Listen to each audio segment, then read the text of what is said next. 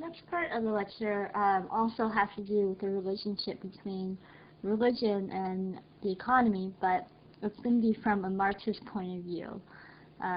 Some neo-Marxist influence as well. There are two research questions that Marx also poses. Remember in Weber he asked two research questions as well. Marx's first question is, how does theology serve as a social ideology appropriate to one's economic circumstances? Meaning, how does theology cater to one's economic situation or experiences? And then the second research question is, how does theology serve to justify the status quo? And in some sense tends to maintain the situation as it stands, that religion tends to have a conservatizing effect. So let's start with this idea of theology as social ideology. First thing is, when we talk about theology as social ideology, one thing that would probably be the best way to explain this is theodicy. So theodicy is the problem of evil. It's the attempt to make sense of suffering, evil, and injustice through a theological framework. Basically, why do good things or bad things happen to good people? Or if there's a good God, why do bad things happen? You know, we have earthquakes and cyclones. I mean, how can God just allow this to happen? So then religious ideologies are used to provide explanations for suffering and why things like inequalities exist in the social system.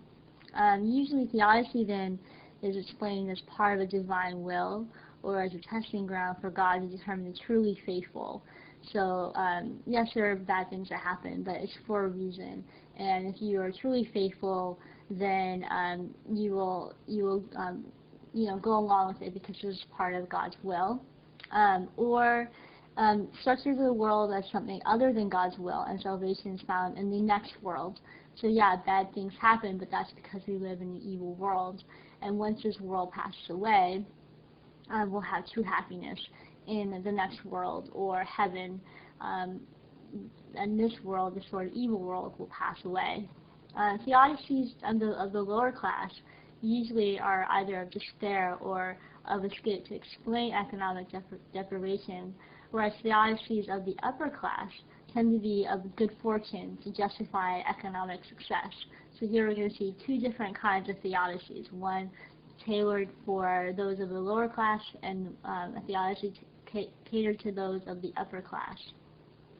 So how do theodicies work? There's sort of different levels that theodicies can be sort of structured or categorized. The first is otherworldly, meaning that the difficult economic reality that one experiences is overcome by considering the afterlife. So only the faithful will be saved and will reach heaven in the afterlife. So you have sort of passivity towards this world. Visitation only comes after death.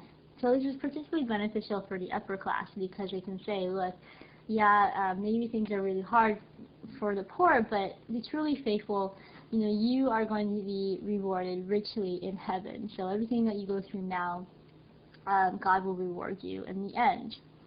The second kind of theodicy is eschatological, which basically means that the world that we exist in right now is inherently evil, such that we need some ultimate victory to overcome suffering and evil in the world. And this will commence in some future time in history, either some apocalypse or end times, and the day of perfection will be reached when God and humanity have worked together to attain it. Either it will be sudden, through some great and not a catastrophe, or it will gradually happen, requiring people to actively bring about a perfect world. So eschatology is sort of like the end time. So it's not really about heaven so much as it is how do we end this world. This world is so bad, so evil, that there has to be some theological plan to destroy it in order to bring about a more perfect world after.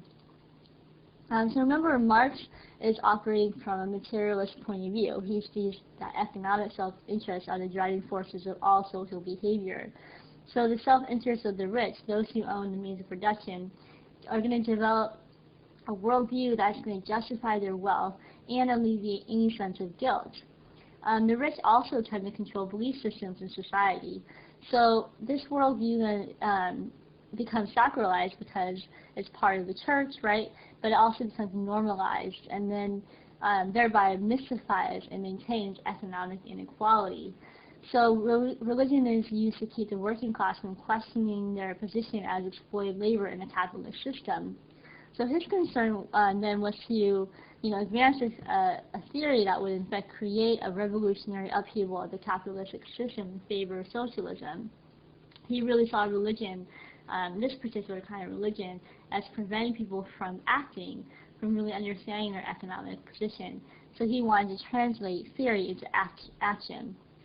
He wanted social relations that were guided by reason rather than tradition, especially archaic forms that prevent people from understanding the working class, their position of alienation and exploitation. So first of all, in terms of alienation, as we understood it from the lecture last week, alienation is selling your labor for money, for a wage, and thereby you lose connection with your work and you become object yourself. Workers are devalued as a level of commodity, something that can be bought and sold through this universal equation of monetary worth is worth 1 hour of labor. So then your product is no longer your own. Your buying and selling your product is no longer your own. And so the worker then turns to religion to find consolation for their suffering. So religion then becomes a spiritual response to a condition of alienation.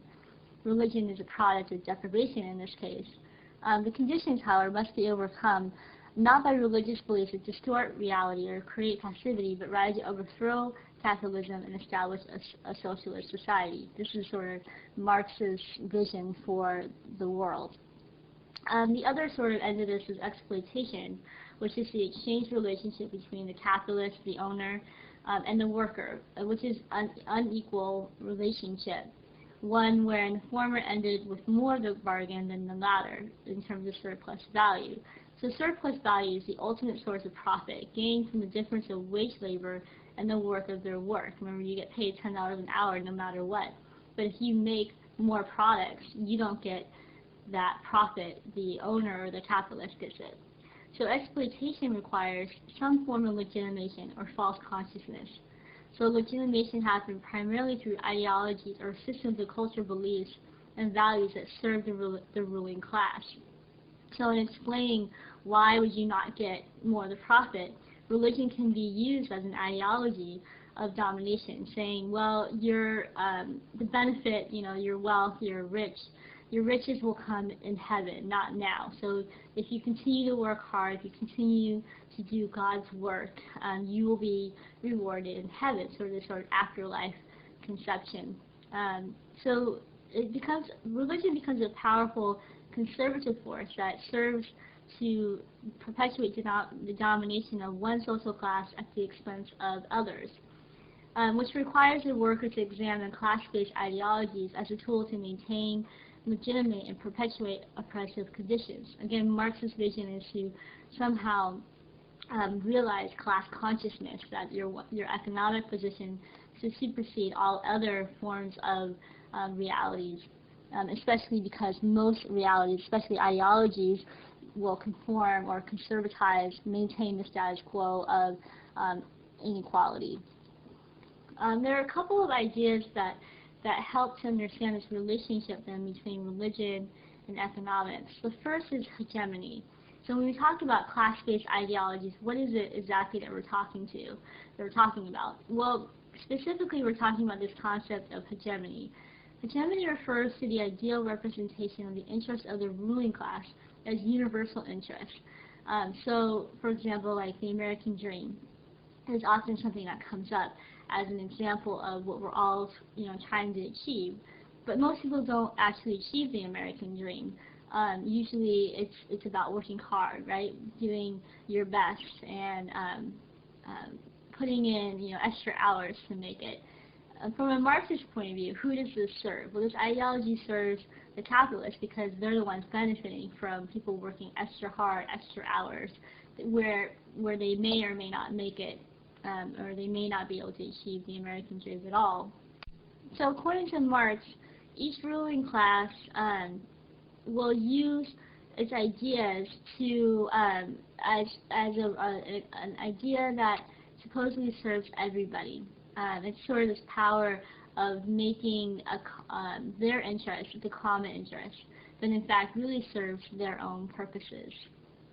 So any sort of ideas which express this sort of dominance is part of hegemony.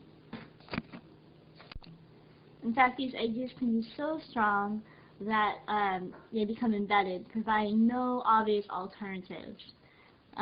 So over time then, as the worker realizes these ideas are in fact ruling ideas, they have to figure out a way of negating that as a way of breaking free from the sort of class-based society.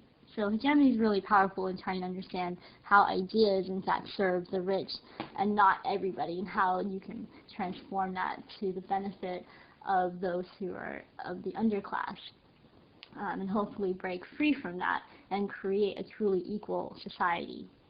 So as your lecture-based assignment, what I'd like you to do is look over these two songs and decide which one is a song for the poor and which one is a song primarily for the rich. And I want you to justify your answer with examples from the lecture and the song itself.